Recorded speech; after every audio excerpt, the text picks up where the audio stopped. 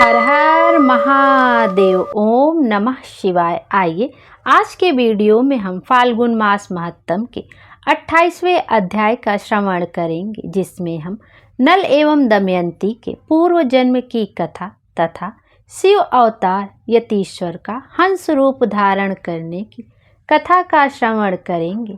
प्रेम से बोलिए शंकर भगवान की जय।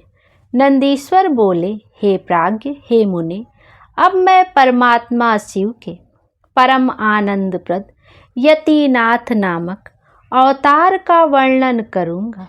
आप सुने। हे मुनीश्वर, पूर्व काल में अर्बुदाचल नामक पर्वत के समीप भिल्ल वंश में उत्पन्न आहुक नामक एक भील रहता था।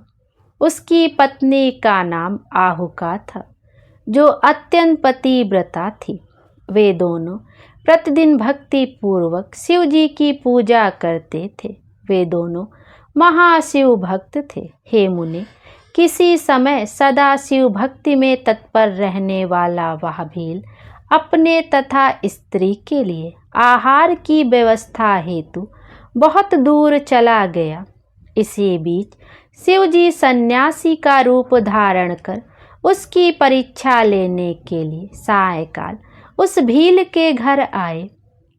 उसी समय वह गृहपति आहुक भी वहां आ गया और उस महान बुद्धिमान भील ने प्रेम पूर्वक उन यतीश्वर की पूजा की। उसके भाव की परीक्षा करने के लिए महालीला करने वाले सन्यासी रूपधारी उन शिव जी ने डरते हुए प्रेम पूर्वक दीन वचन कहा। यतीनाथ बोले, हे भील, तुम मुझे आज रहने के लिए स्थान दो और प्रातः काल होते ही मैं सर्वथा चला जाऊंगा। तुम्हारा सर्वदा कल्याण हो। भील बोला, हे स्वामिन, आपने सत्य कहा, किंतु मेरी बात सुनिए। मेरा स्थान तो बहुत थोड़ा है, फिर यहाँ पर आपका निवास किस प्रकार संभव है? नंदीश्वर बोले, हे सनत कुमार, उसके द्वारा इस प्रकार कहे जाने पर वह सन्यासी जाने का विचार करने लगा। तब तक भीलनी ने विचार कर अपने स्वामी से कहा। भीलनी बोली, हे स्वामिन, गृहस्थ धर्म का विचार करके आप सन्यासी को स्थान दे दीजिए। अतिथि को निराश मत कीजिए, अन्यथा आपके धर्म का क्षय होगा। आप घर के भीतर सन्यासी का साथ निवास करें और मैं सभी बड़े अस्त्र शस्त्रों को बाहर रखकर वहीं रहूंगी। नंदीश्वर बोले, अपनी पत्नी उस भीलनी के धर्मयुक्त कल्याणकारी वचन को सुनकर वह भील अपने मन में विचार करने लगा। स्त्री को घर के बाहर रखकर मेरा घर में निवास करना उचित प्रतीत नहीं होता है। फिर इस यति का दूसरी जगह गमन भी अपने अधर्म का कारण होगा। गृहस्थ धर्म का आचरण करने वालों के लिए ये दोनों बातें सर्वथा उचित नहीं है। अतः जो होनहार है वह हो, मैं घर के बाहर ही रहूँगा।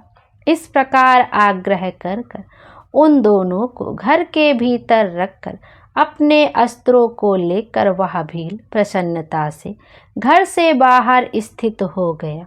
रात्रि में उस भील को क्रूर एवं हिंसक पशु सताने लगे। उसने भी अपनी रक्षा के लिए उस समय यथाशक्ति महान प्रयत्न किया। इस प्रकार अपनी शक्ति के अनुसार यत्न करते रहने पर भी प्रारब्ध प्रेरित हिंसक पशुओं ने बलपूर्वक उस बलवान भील को खा लिया। प्रातःकाल उठकर सन्यासी हिंसक जंतुओं से भक्षित उस वनेचर भील को देखकर बड़ा दुखी हुआ। सन्यासी को दुखी देखकर वह भीलनी भी बहुत दुखित हुई, किंतु धैर्य से अपने दुख को दबाकर यह वचन कहने लगी। भीलनी भूली, हे अते, आप शोक क्यों कर रहे हैं? इनका कल्याण हो गया, ये धन्य हो गए, कृतकृत्य हो गए, जो इस प्रकार इनकी मृत्यु हुई। हे यते, अब मैं इन्हीं के साथ अग्नि में भस्म होकर सती हो जाऊंगी। आप प्रेम पूर्वक चिता तैयार कराइए, क्योंकि यही स्त्रियों का सनातन धर्म है। उसकी यह बात सुनकर और इसी में उसका कल्याण समझकर उस सन्यासी ने तत्क्षण ही चिता तैयार कर दी और वह अपने धर्म के अनुसार उसी में प्रविष्ट होने के लिए उद्यत हुई। इसी अवसर पर साक्षात शिव जी सामने प्रकट हो गए।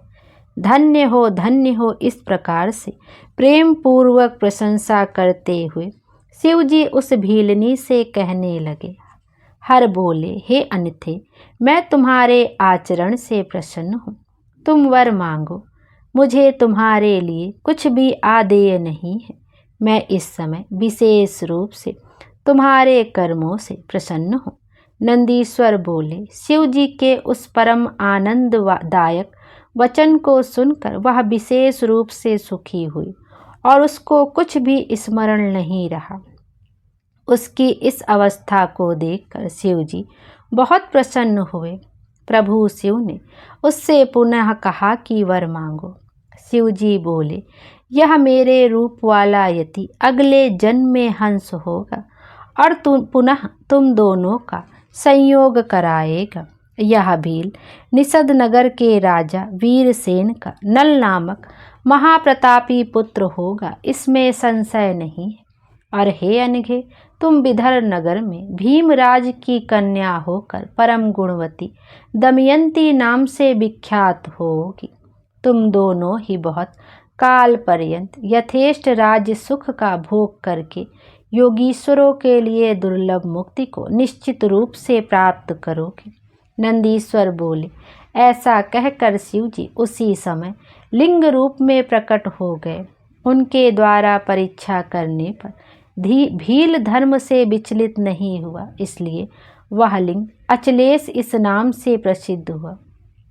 हे तात, वह आहुक भील निषद नगर में वीरसेन का पुत्र नल नाम वाला महान राजा हुआ। उसकी पत्नी आहुका भीलनी विदर्भ नगर के राजा भीमसेन की पुत्री दमयंती नाम से प्रसिद्ध हुई।